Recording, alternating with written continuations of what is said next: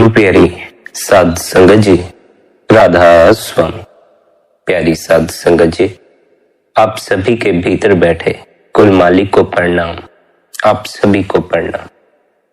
आज का यह सत्संग बड़ी ही रूहानियत से भरा हुआ सत्संग रहने वाला है। आज के इस सत्संग को ध्यान पूर्वक अंत तक श्रवण करें।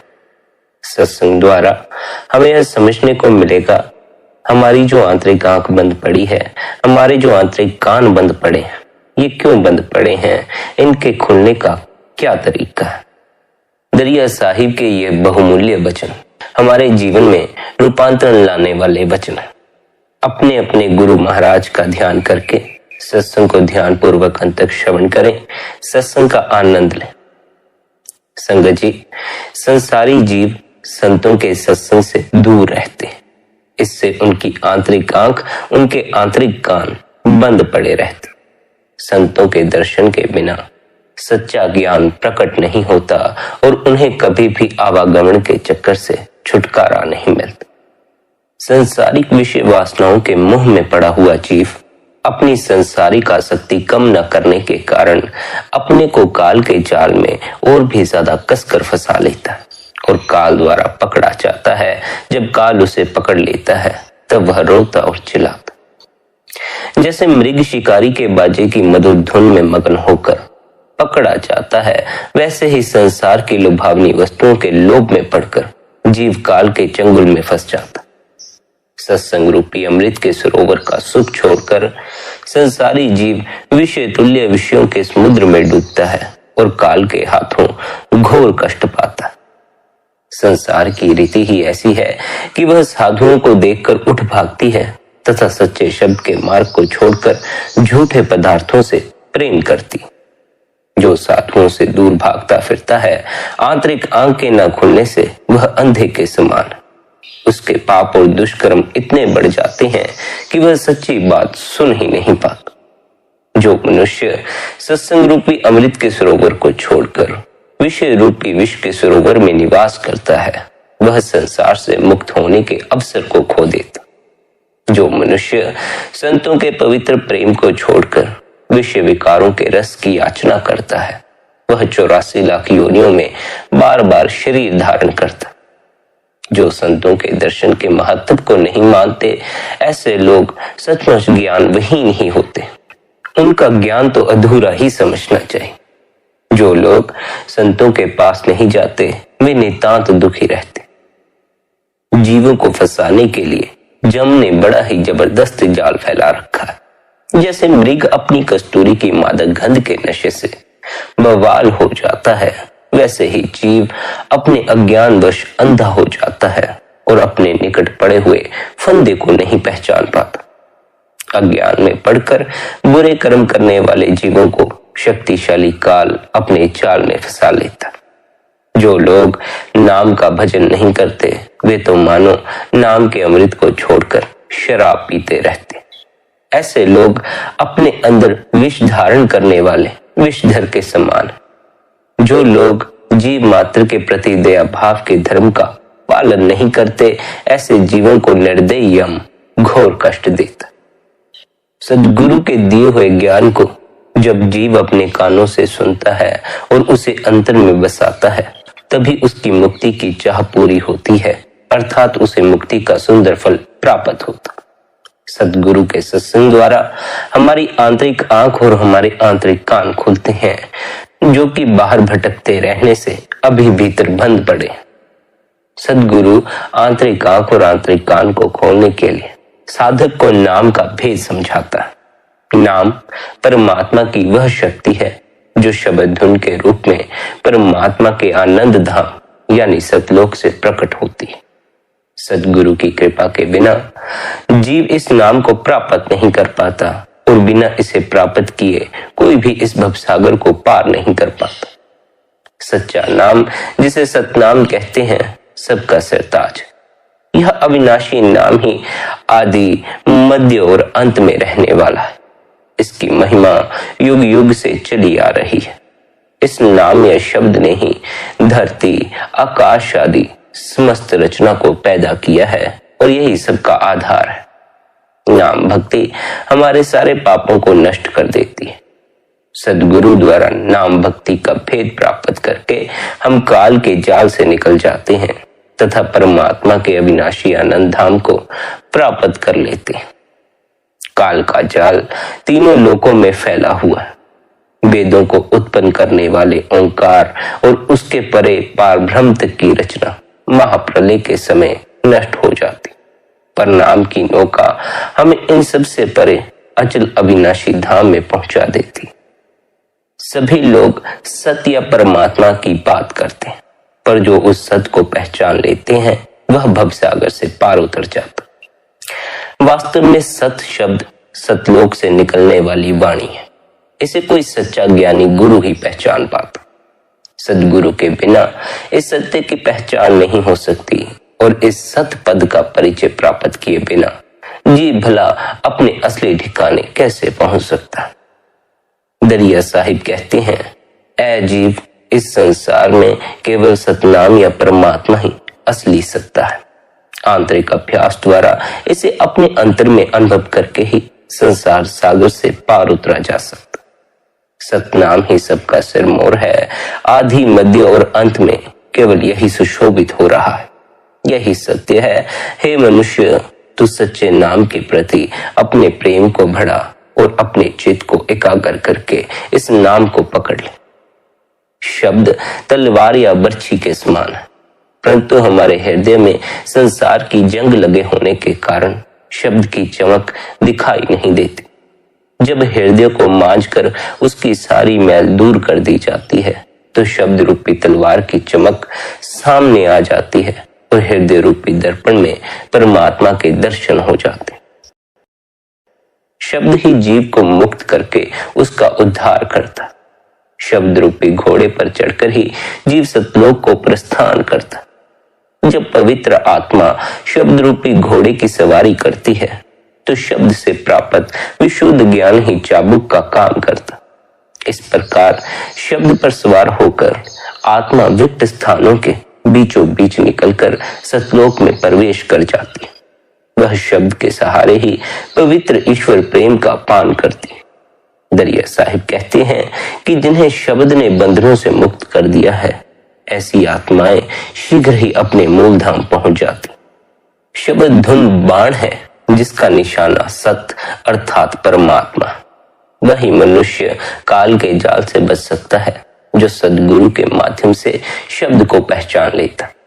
इसलिए दरिया साहिब कहते हैं कि इस अगम संसार सागर से पार उतरने के लिए सद्गुरु रूपी जहाज का सहारा लो और उस पर अपनी आत्मा को चढ़ाकर परमात्मा से मिलाप करके सच्चा सुख प्राप्त कर लो। शब्द ने धरती और आकाश की रचना की है, इसी से भक्ति और प्रेम प्रकाशित होते। शब्द ने ही सारे संसार की रचना की है। शब्द की डोर से बंधकर ही संसार का विस्तार हुआ है। शब्द की धुन चौथे लोक अर्थात सतलोक में गूंजती है। शब्द के माध्यम से ही ज्ञानी जन संसार सागर को पार करते। शब्द के बिना जीव संसार सागर से पार नहीं हो पाता। ओंकार पुरुष वेदों और संसार के समस्त विस्तार का मूल स्रोत शब्द ही है, जिसका भेद कोई विरला मनुष्य ही प्राप्त कर पाता है। इसलिए हे जीव, तू अच्छी तरह सोच विचार कर उस शब्द की साधना कर। एक नाम ही संसार में सत्य है, इसलिए द्वैत की दुविधा को दूर करो। नाम की साधना करने वाला निश्चित रूप से संसार सागर से हार कर नहीं जाता। जो उस एक नाम को अपने अंतर में प्रकट कर लेता है, उसके जन्म जन्मांतर के पाप कट जाते। सच्चा नाम सबसे बड़ा है। नाम का प्रभाव युगों युगों से चल रहा है। सभी संत इसके गुणों की महिमा गाते। नाम के बिना इस अगम और अथाह भवसागर से पार नहीं हुआ जा सकता। जो कोई इस भवसागर से पार होना चाहता है, उसके लिए नाम रूपी नौका ही एकमात्र सहारा। तीनों लोकों में काल ने अपना जाल फैला रखा है। नाम का भेद प्राप्त किए बिना कोई भी इस संसार सागर से पार नहीं जाता।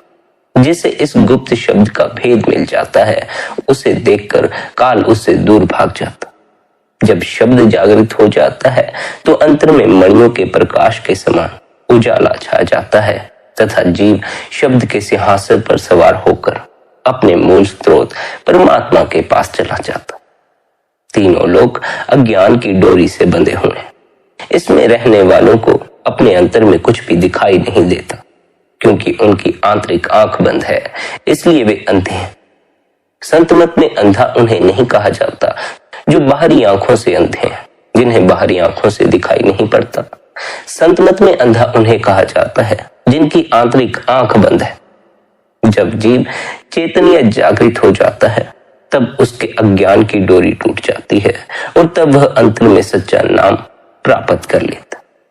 जब जीव अनुपम शब्द धुन रूपी परम पदार्थ को प्राप्त कर लेता है तब उस ज्ञान के उत्पन्न होने से उसे पूर्ण पद प्राप्त हो जाता।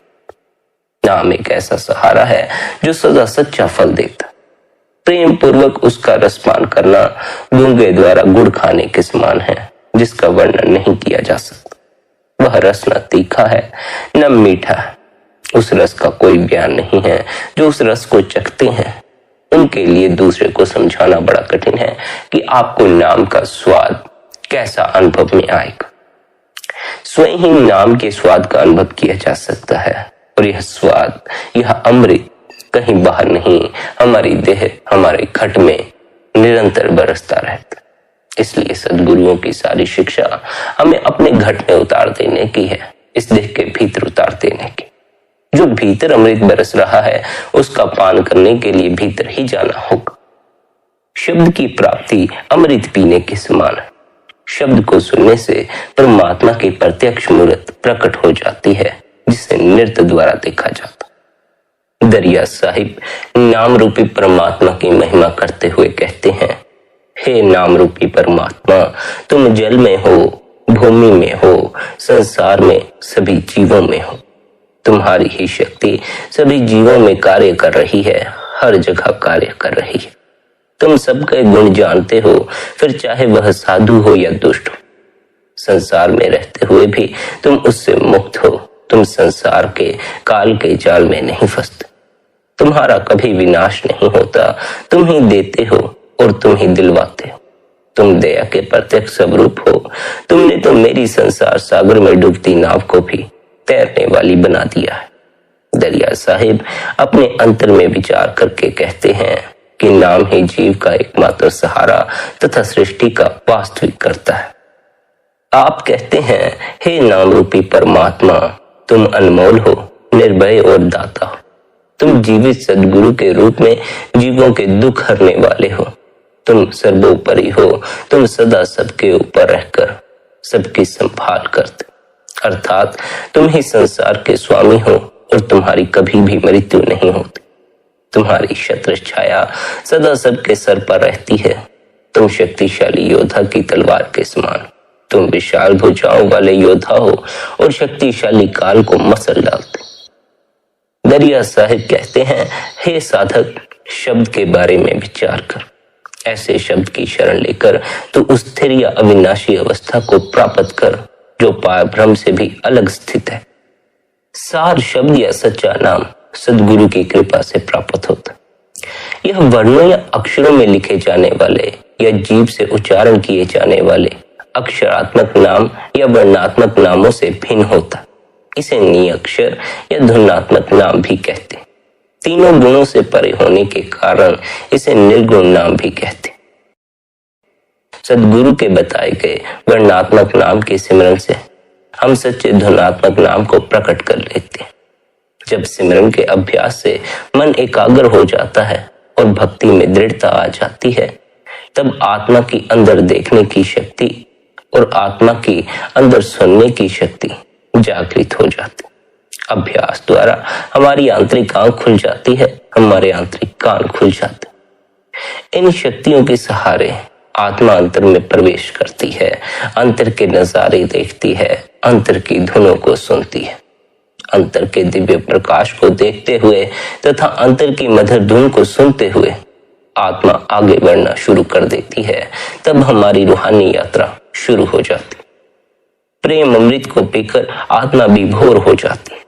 नाम की निर्मल डोरी को पकड़कर आगे बढ़ने वाली आत्मा के ऊपर काल का कोई जोर नहीं चलता। इस प्रकार सार शब्द या सच्चे नाम की साधना द्वारा आत्मा अपने मूल धाम में, जिसे अकह लोक भी कहते हैं, वहां पहुंच जाती। यह परम पवित्र धाम है जहां परमात्मा का श्वेत सिंहासन सजा हुआ है और हीरे मोतियों की अपार छटा छाई हुई है। नाम की महिमा से परिचित सच्चा साधक अपने कुल, परिवार या समाज की निंदा, अपमान की परवाह नहीं करता। सद्गुरु से नाम का भेद लेकर शब्द साधना में लग जाता है और इस साधना द्वारा अंतर का कपाट खोलकर परमात्मा से मिलाप कर लेता है। जब तक जीव को सच्चे नाम की प्राप्ति नहीं होती, तब तक उसे अपना सच्चा धाम सतलोक प्राप्त नहीं हो पाता। जब तक जीव को नाम का भेद जानने वाले जानकार गुरु नहीं मिलते, तब तक अंतर का कमल नहीं खिलता, शब्द धुन प्रकट नहीं होती। सत्य परमात्मा का संदेश लाने वाले सद्गुरु ने इस तरह मुक्त होने का वर्णन किया है।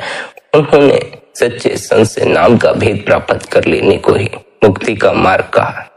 उनकी बताई युक्ति को समझकर संत जन अपनी आत्मा को शब्द के साथ लीन कर देते। इस प्रकार शब्द मार्ग के द्वारा अभ्यास करना सहज योग कहलाता है। सुरत के द्वारा ही इसमें अक्षर नाम का सच्चा अनुभव प्राप्त किया जा सकता है। आंतरिक कानों का खुल जाना, सुरत की सुनने की शक्ति को जागृत कर लेना।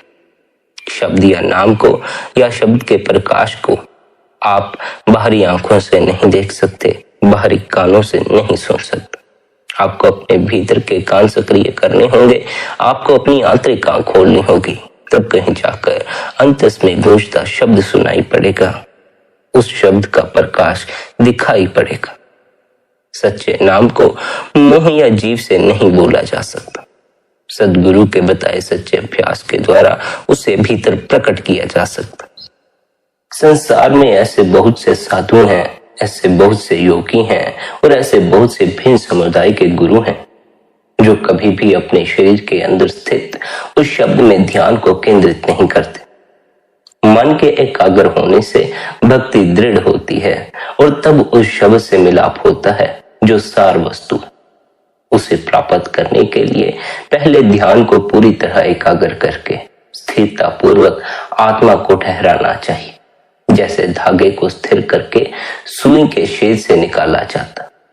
ऐसा करने से आत्मा की अंतर में देखने की शक्ति, नृत्य तथा सुनने की शक्ति, सुरत अपने आप अंदर चली जाती। अंदर जाने से धुनात्मक नाम का अनुभव प्राप्त होता है, जिससे प्रेम उमड़ पड़ता, माया का अंधकार दूर हो जाता है तथा आंतरिक आकाश में अमृत की वर्षा होने लगती। इस प्रकार अभ्यासी प्रभु प्रेम के मार्ग पर चलने लगता है तथा उसके सभी संशय दूर हो जाते। अपने अहंकार को पूरी तरह से मिटाकर जब वह अपने आप को पूरी तरह सद्गुरु के हवाले कर देता है, तो उसे फिर किसी के कहने की कोई परवाह नहीं रहती। संसार के सभी लोग अक्षरात्मक नाम का ही भेद कहते हैं, पर इस मार्ग में अक्षरात्मक नाम के सिमरन से निअक्षर नाम यानी धुनात्मक नाम की प्राप्ति की जाती। जो इस निअक्षर नाम को जानता है वही पूरा जानकार संत कहलाता। नाम के इस भेद को कोई विरला ही जान पाता। क्यों? क्योंकि अधिकांश जीव तो वर्णात्मक अक्षरों में ही उलझे रहते। जिन्होंने वर्णात्मक नाम को ही पकड़े रखा, वे काल के धोखे में फंसे हुए हैं। जो निअक्षर नाम की डोर को अपने अंतर में पकड़ लेता है, उसे काल धोखे में नहीं डाल सकता। दरिया साहिब कहते हैं कि मेरा शब्द सुरत योग का पंथ और पंथों से अलग है। किसी बाहरी दिखावे या भ्रम में न पड़कर इसे ही धारण करना चाहिए। यही विचार इस सारे संसार में चलना चाहिए। भले ही कुल, परिवार या सारा संसार निंदा क्यों न करे, सद्गुरु के बताए हुए शब्द के अभ्यास को कभी नहीं छोड़ना चाहिए। तब जीव संसार सागर से पार उतर जाता। हे जीव, अंदर में एक सार शब्द हो रहा है, अर्थात आपकी इस देह के भीतर शब्द गूंज रहा है। बुद्धि पूर्वक विचार करके क्रोध को क्षमा में बदलकर इस शब्द को अपने हृदय के अंतर में झांक कर देखो।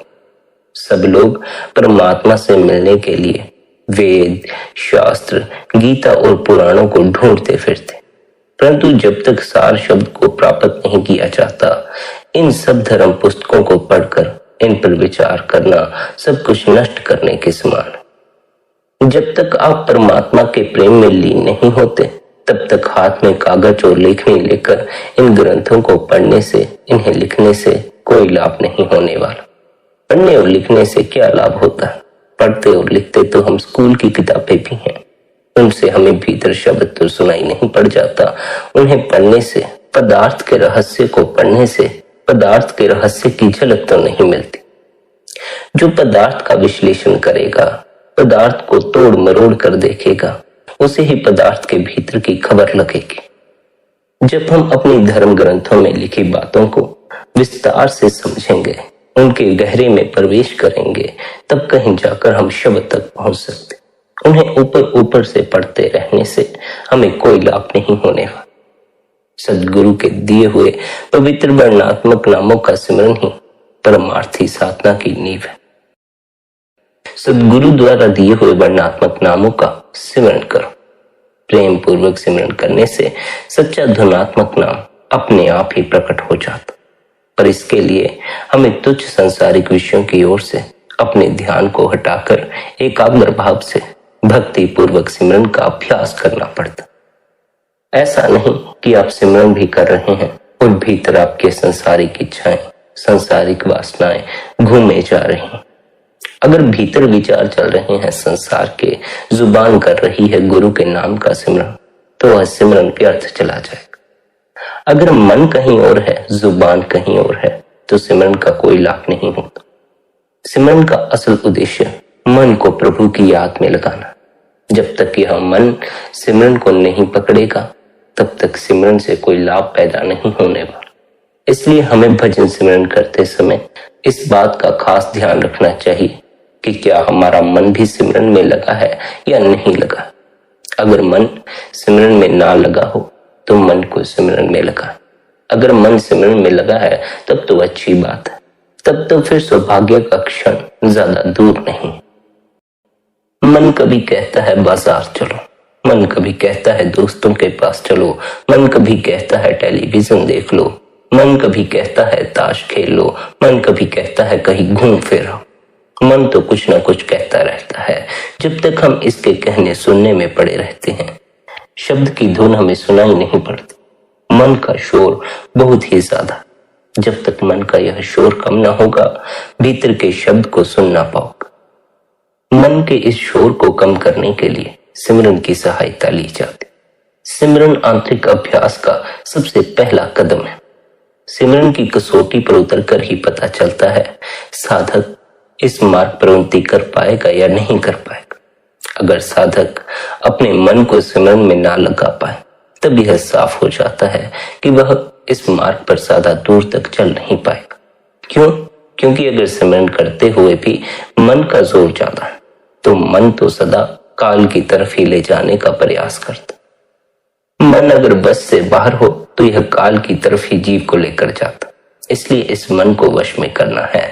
मन को वश में करने का अर्थ है कि आप सिमरन करते हो तो यह आपके हुक्म के बिना कहीं और ना भागता हो। आप सिमरन करते हो तो यह आपके हुक्म में रहकर खुद भी सिमरन में लगा रहे। मन सिमरन में नहीं लगता, हमारे हुक्म की पालना नहीं करता।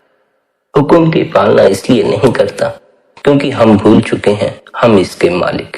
कभी हम मन के मालिक थे, आज मन हमारा मालिक बने बैठा।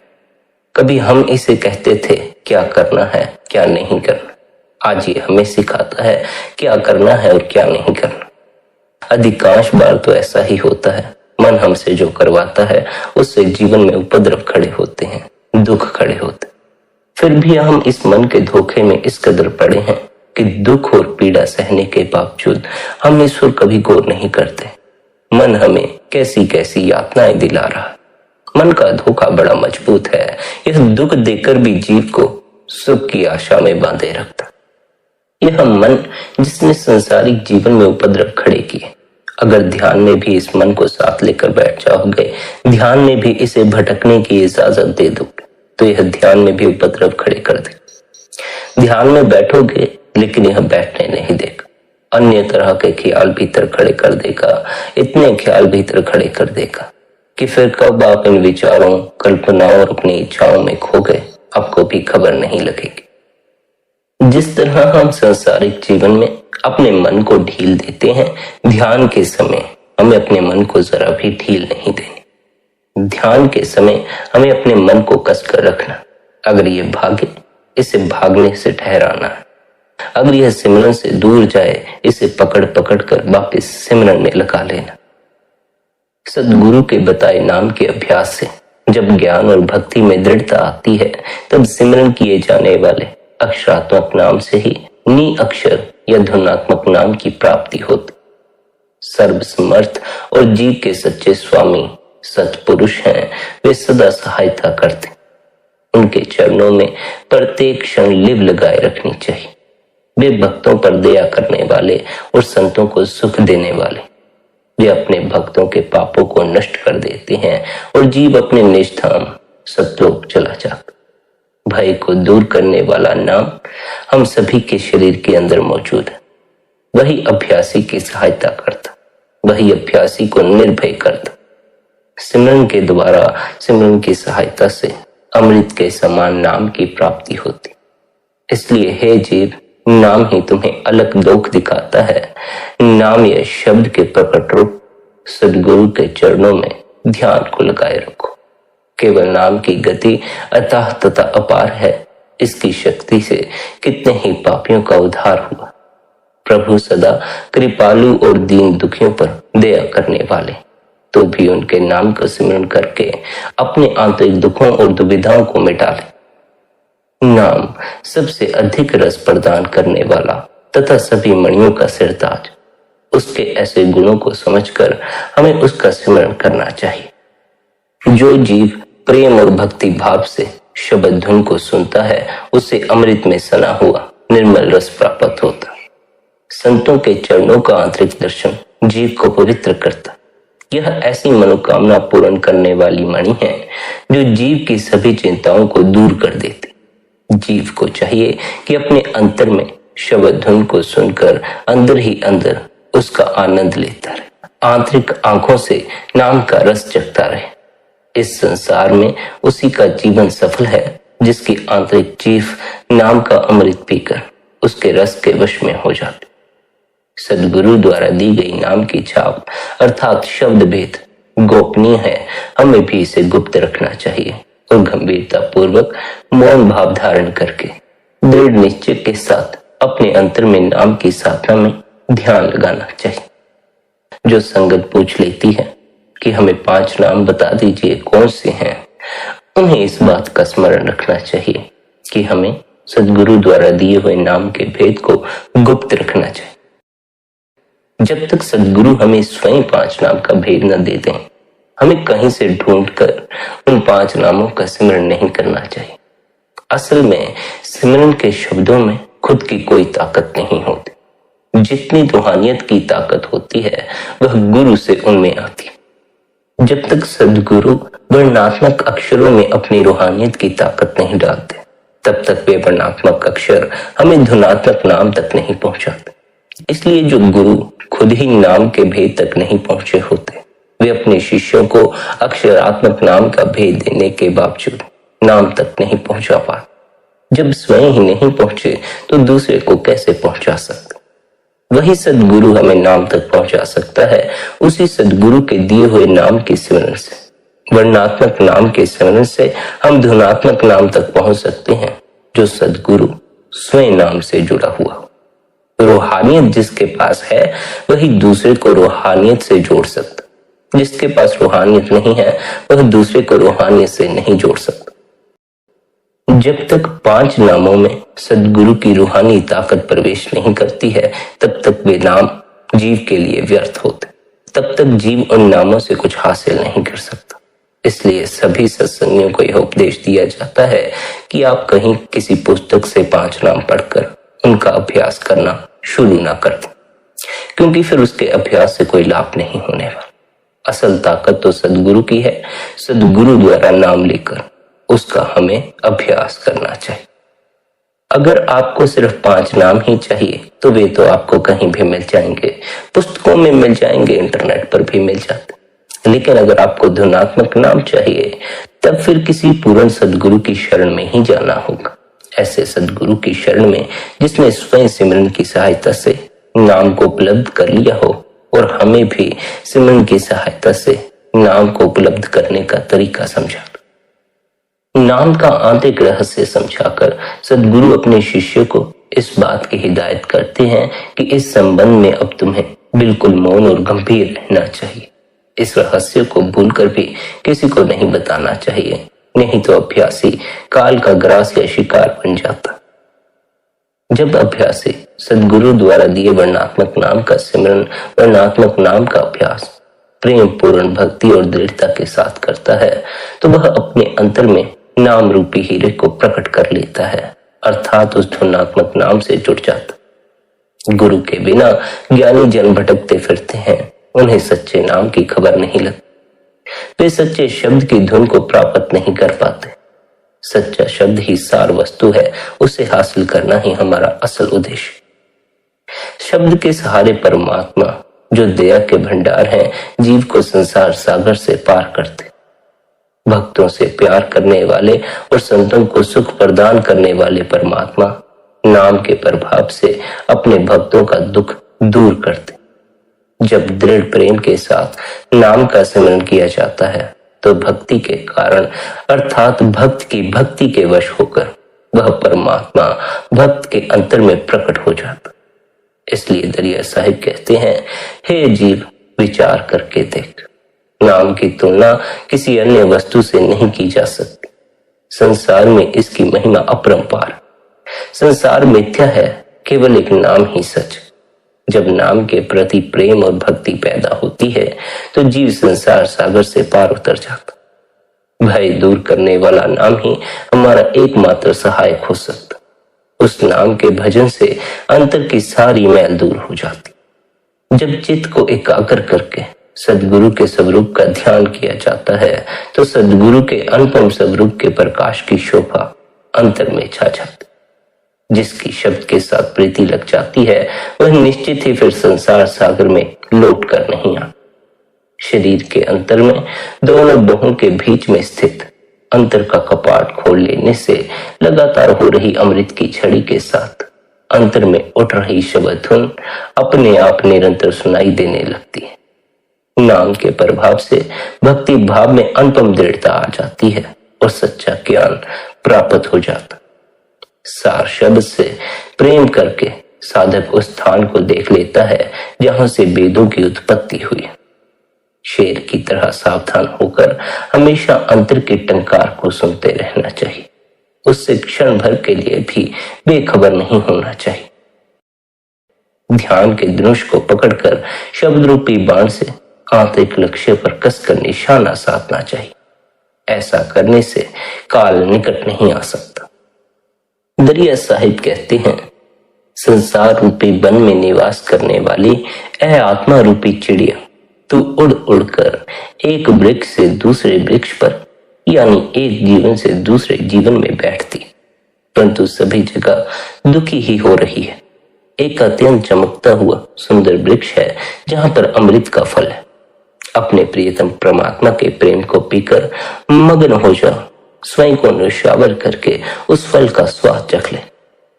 शब्द की डोर के सहारे धीरे धीरे एक मंजिल से दूसरी मंजिल पर जाकर आकाश में चढ़ जाओ। वहां की सुगंधी से तेरी सारी मैल निकल जाएगी। उस सुगंधी में आकाश से अमृत वर्षा करते बादलों से सारे भ्रम नष्ट हो जाते। तेरा वध करने वाला शिकारी काल भी वहां नहीं जा सकता। तेरे कर्मों का फंदा कट जाएगा। इसलिए तू नाम का अभ्यास करके इस दयाल की नगरी में निवास कर। वह नाम जिसकी आप महिमा करते हैं वह प्रकाश और शब्द धुन के रूप में साधक के अंतर प्रकट होता और इसी प्रकाश और शब्द धुन के सहारे साधक परमार्थी यात्रा को पूरा करके अंत में मूल शब्द या सतनाम में समा जाता। साधक पहले दोनों बाहों के बीच तीसरे तिल में अपना ध्यान जमाता है, जिसे चांद और सूर्य के मिलने का स्थान कहते। जब साधक का ध्यान अच्छी तरह इस केंद्र में जम जाता है तो वह शब्द धुन के संपर्क में आ जाता। यह शब्द धुन सतलोक के मूल शब्द से उठती है। इस शब्द धुन के साथ दिव्य प्रकाश भी आता। यह शब्द मुंह से नहीं बोला जा सकता और ना यह परमार्थी यात्रा पैरों से चलकर पूरी की जा सकती।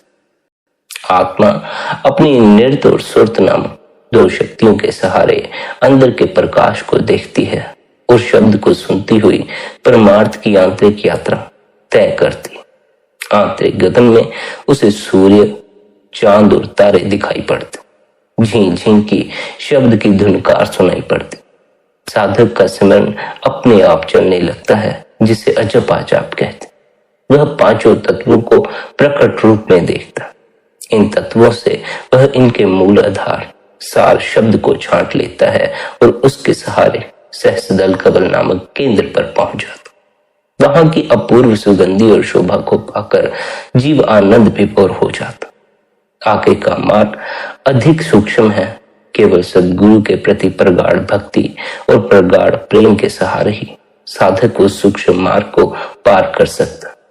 जैसे भोरा कमल के प्रेम में, चकोर चांद के प्रेम में, पतंगा दीपक के प्रेम में और पतिव्रता स्त्री अपने पति के प्रेम में अपने आप को भुला देती है, वैसे ही सच्चा शिष्य भी सद्गुरु के प्रेम में अपने आप को न्यौछावर कर देता। अपने तन मन को सद्गुरु पर न्यौछावर कर प्रेमी शिष्य सार शब्द को प्राप्त कर लेता है और उसके सहारे अपने मूल धाम में पहुंचता। मूल शब्द को प्राप्त करने का यही उपाय है कि साधक अपनी सुरत को ध्रुव मध्य के केंद्र में एकाग्र करे, जहां मूल शब्द की धुन का प्रकाश हो रहा है। फिर सचेत होकर सुरत की डोर को एकनिष्ठ भाव से शब्द धुन की डोर में लीन किए रहे। इस प्रकार जब सूर्य और चंद्रमा एक हो जाएं, तब वहां पर अपनी सुरत की डोर को टिका दे। सूर्य और चंद्रमा का मिलन स्थान ईड़ा और पिंगला के मिलने का स्थान है, यानी तीसरा तिल है।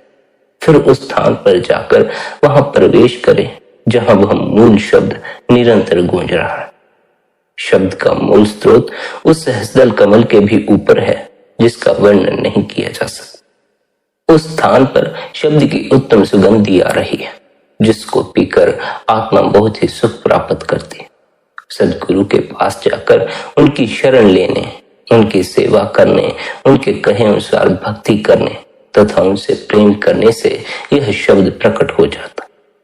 जब जीव खुद अपने आंतरिक ज्ञान के अनुभव से जाकर देखता है, तब उसे शब्द का दिव्य अविनाशी प्रकाश अपने अंतर में दिखाई देना शुरू हो जाता। अनहद शब्द की धुन का अभ्यास करने से अंतर में परमात्मा का प्रकाश प्रकट हो जाता। अपने अंतर में अनहद शब्द का यह प्रकाश उसे ही दिखाई देता है जो अनुभवी गुरु के द्वारा इसे अच्छी तरह समझ लेता। जीव को चाहिए कि निरंतर सद्गुरु के दिव्य स्वरूप को देखते हुए अपने ध्यान को मजबूती के साथ वहां टिकाए, जहां अंतर में हर क्षण अनहद शब्द की धुन हो रही है। इस सच्चे नाम को वह प्राप्त करता है जिसे कोई अनुभवी गुरु मिल जाता। जब अंतर में उस अनहद शब्द का लय युक्त संगीत गूंजने लगता है, तो साधक के भीतर प्रकाश हो जाता। मस्तक में वीणा की झनकार बज उठती है, जिसका रस पीकर जीव प्रेम में मस्त हो जाता। आत्मा जब निरंतर शब्द धुन को सुनना शुरू कर देती है, तब उसे भौतिक रचना करने वाले 5 तत्वों का भेद पता चल जाता है। 5 तत्वों का प्रकट रूप देखने के बाद ध्यान उनके मूल स्रोत नी तत्व में चला जाता। वहां पर लीन हुए तत्वों की शोभा छाई रहती। इस स्थान से तत्व उसी प्रकार पैदा होते हैं जैसे किसी कियारी में किसान फसल उगाता। तत्वों के ज्ञान के बाद आत्मा उनके मूल स्रोत अर्थात मुक्तिदायक सार शब्द को पकड़ लेती। तत्वों के इस ज्ञान के बिना सार शब्द में लीन नहीं हुआ जाता। शब्द का यह भेद निरंतर भजन सिमरन करने वाले समझ सकते। अन्यथा देवता, साधारण मनुष्य और मुनि सभी भुलावे में पड़कर संसार में चले गए, कोई भी नाम को नहीं जान सका। दरिया साहिब कहते हैं, जीव के सच्चे स्वामी सद्गुरु हैं। उनके द्वारा दिए हुए 5 नाम का सिमरन ही जीव को शब्द से जोड़ता है। इसलिए सभी सत्संगियों को गुरु द्वारा दिए हुए 5 नाम का सिमरन करना चाहिए। सिमरन के समय इस बात का ख्याल रखना चाहिए कि मन भी सिमरन में हो, मन सिमरन से अलग न हो। मन को सिमरन में लगाना है। मन को सिमरन में लगाकर ही आध्यात्मिक मार्ग पर उन्नति होती। इसलिए संगत जी, निरंतर भजन सिमरन करें, निरंतर ध्यान में बैठें, अपने इस मन को बाहर भटकने से रोकें। आज के इस सत्संग को यहीं पर विश्राम देते हैं। आप सभी ने इतने प्रेम और प्यार से आज के सत्संग को सुना, उसके लिए आप सभी का धन्यवाद। आप सभी के भीतर बैठे परमात्मा को प्रणाम। मेरा प्रणाम स्वीकार करें। राधा स्वामी जी।